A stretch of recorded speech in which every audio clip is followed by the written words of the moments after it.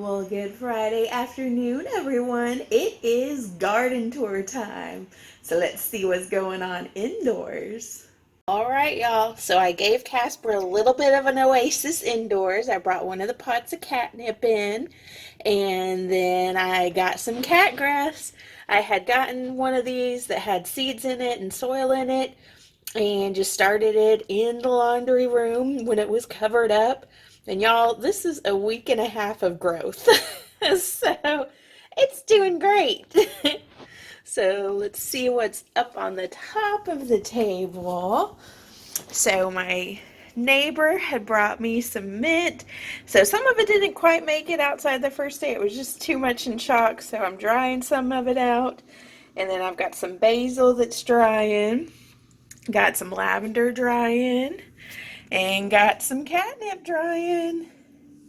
And then over here, I've got a jalapeno pepper that popped through this week, and a bell pepper that's doing good indoors. And then I raided the watermelon seeds. So they haven't popped through yet, but that's okay. They're indoors in a good controlled temperature. All right, y'all, so the aloe is doing very well. And then over here, when the seed starts, I think it's just gotten too cold and too wet and too who knows what else. But I think if I don't have anything pop through this week, I'm just going to go ahead and empty out the cells and then just start again. That's okay. I can deal with that. Alright, so here's the other aloe that's doing very well. And here's the chrysanthemums. I have to keep being careful with them and check for the spider mites, but they're doing good, staying healthy. And then we've got a few seedlings. Got the jalapeno, got the pumpkin, got the Roma tomato and the cherry tomato, all doing well. And then the basil has started to grow its own little branch.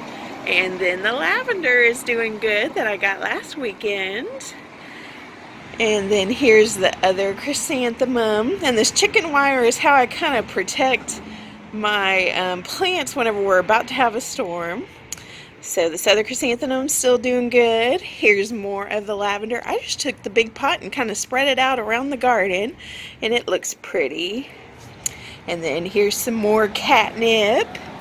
And more catnip. And then all of the flowers, the marigolds, calendula, and zinnias are all doing really well. The carrots, I'm going to check today to see if maybe some's ready to get pulled. And then look at the pea plants and lettuce, y'all. I will be having some lettuce for dinner tonight. And then here's some more of the flowers, some more of the lavender. Here's the last of the aloe. And then here's some of the plants that should have purple flowers. It may take them a while. Like this one right here will probably have some flowers sooner than everything else.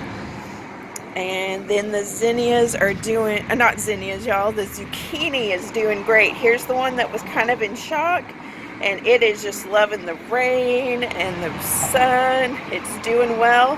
And then here's the other zucchini. I'm going to try and grow them going up.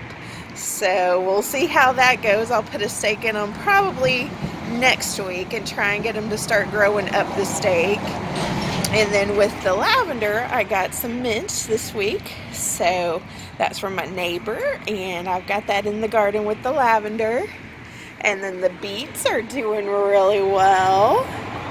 And then the jacaranda is doing so good. I'm so happy with it. And then here are the geraniums, looking healthy still. The cucumbers still haven't popped through yet, but that's okay. Here's more of the mint. And then here's the flowers along with the dill. There's all the dill right there. Over here are going to be tomatoes and peppers. And here's more of the marigolds and calendula. And more tomatoes and peppers. And then dandelions. And parsley hasn't quite come through yet. And then here's some chamomile that hasn't quite come through yet either, but that's okay. And then over here have our purple coneflower that's still nice and healthy. And then celosia that hasn't quite come through yet. And then here are our zinnia, marigold, and calendula with our currant bush, which is doing well.